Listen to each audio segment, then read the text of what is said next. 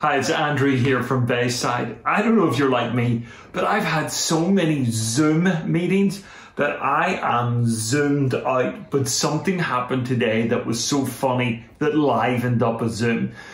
Every single week as campus pastors, we do a thing that's called sermon preparation. We're getting ready for 2 weeks in advance. We're looking at the text. We're bouncing around ideas. And this week we spread it out wider. And some of you may know our friend from Bayside. His name is Caleb Kaltenbach.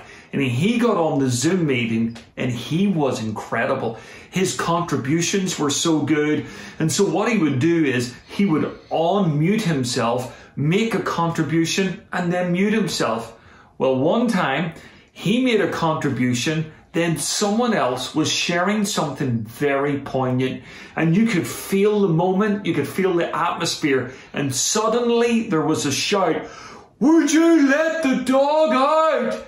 And it was like hilarious across the room because Caleb Kaltenbach, he forgot to mute his microphone.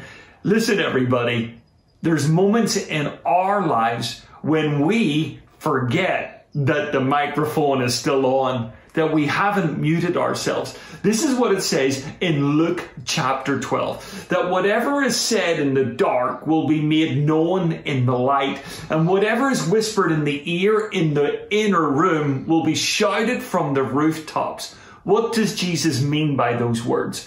That if sometimes we're playing the hypocrite in life and we're saying something in public but another thing in private, actually that is being heard by God. And the lesson simply is this: not that we should walk around nervous every single day thinking, you know what, God is listening and he's going to expose.